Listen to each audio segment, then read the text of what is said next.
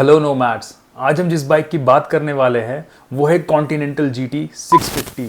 ये बाइक शायद प्रैक्टिकलिटी और अफोर्डेबिलिटी की वजह से कई लोग ना ले पाए, बट ऐसा नहीं हो सकता कि ये बाइक किसी को पसंद ना हो। आपके मेरे और हर बाइकर एंथुसियास्ट के दिलों में ये बाइक एक खास जगह रखती है। आइए जानते हैं क्या है हिस्ट्री इस मोटरसाइकिल की और क्यों ये लोगों में आज भी इतनी पॉपुलर है। तो कहानी शुरू होती है 1950s और 60s के इंग्लैंड से, जहाँ पे उस टाइम रॉक एंड रोल और कैफेज का कल्चर शुरू हो रहा था। यंग बाइकर्स अपनी लेदर जैकेट्स और बूट्स में कैफेज में हैंग आउट किया करते थे।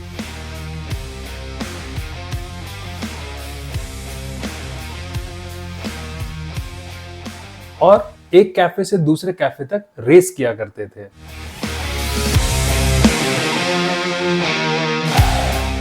Although there were not any stakes or bet involved, but still they took this race very seriously. लोग कई बार इन बाइकर्स का मजाक भी उड़ाया करते थे ये कहकर कि they are not real racers, just cafe racer, and hence the term cafe racer came into existence. लोगों ने इस बात से ऑफेंड होने के बजाय इसको ग्रेसफुली एक्सेप्ट किया और मोटरसाइकिल्स की दुनिया में एक नया रिवॉल्यूशन शुरू हो गया।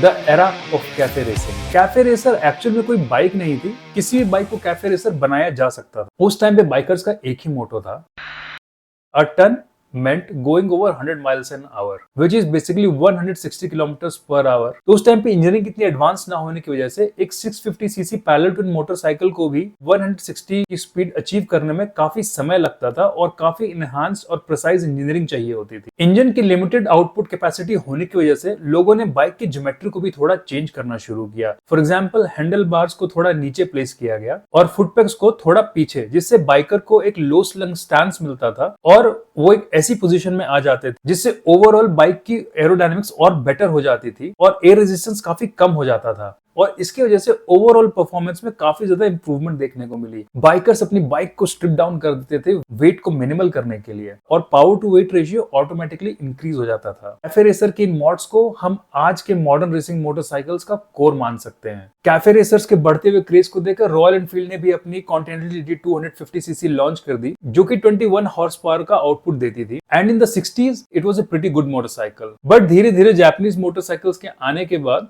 रॉयल एनफील्ड का मार्केट काफी ज्यादा डाउन हो गया। अगर आपको रॉयल एनफील्ड की हिस्ट्री से रिलेटेड एक कंप्लीट वीडियो देखना है तो हमें कमेंट्स में जरूर बताइएगा। अब बात करते हैं आज के टाइम की। रॉयल एनफील्ड ने 2013 में कॉन्टिनेंटल GT को रिवाइव करने की कोशिश की with a 535cc engine, but in spite of being 535, it did not have adequate power and due to some technical issues, ये बाइक बहुत बड़ी हिट नहीं थी, but still it was loved by a lot of people. And then comes year 2018. 2018 में royal Enfield ने continental GT को वापस से लॉन्च किया with the 650 parallel twin engine, and this bike become an instant hit not just in India but US, UK, Europe, हर जगह लोग इस बाइक के दीवाने हैं। Although मार्केट में इतनी बाइक्स अवेलेबल है like adventures, tourers, sports bike and what not, लोग फिर भी इस बाइक को बहुत ज्यादा पसंद करते हैं। GT is not built for highways क्योंकि इसका एग्रेसिव स्टांस आपको बहुत ज्यादा कंफर्ट नहीं देता।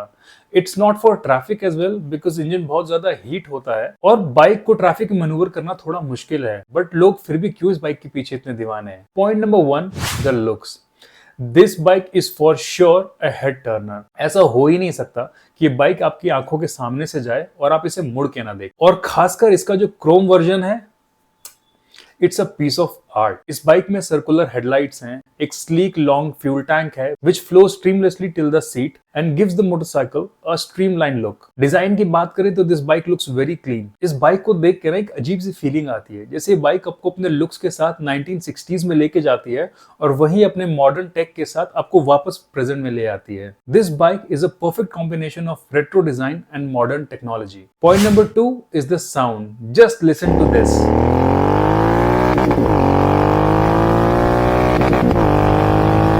Pure goosebumps. This twin cylinder has a roar जो किसी सिम्फनी से कम नहीं है। With every twist on the throttle, you feel more alive और ऐसा फील होता है as if the bike is singing a song of freedom। हर रेफ पे एक एडिक्टिव क्रैकल और हर डाउनशिफ्ट पे वो डीप बेस आपकी राइड को और भी ज्यादा इंगेजिंग बनाता है। और आपको पूरे टाइम इन्वॉल्व करके रखता है। और मार्केट में इतने सारे कस्टम एग्जॉस्ट अवेलेबल हैं जो कि इसके साउंड को और भी ज्यादा बेटर और बेसी बनाते हैं। अकॉर्डिंग टू मी, इस बाइक के ऊपर मॉड्स को लीगल कर देना चाहिए। आई बिलीव कि रॉयल एनफील्ड की सारी बाइक्स में Continental GT 650 is the most customized motorcycle. लोग इस मोटरसाइकिल में अपनी पसंद और नीड्स के हिसाब से टाइम टू टाइम कुछ ना कुछ मॉडिफिकेशंस कराते रहते। Point number 3 is the power. ये इंजन फेमस ही अपने रॉ पावर की वजह से है। 47.5 bhp of raw power and 52 Newton meters of torque, which is just mind blowing। एक तो इंजन बहुत ही ज्यादा स्मूथ है और ये आपको लो आरपीएम से लेके हाई आरपीएम तक एक बहुत ही ज्यादा स्ट्रीमलाइन पावर बैंड डिलीवर करता है, जो कि एक रूकी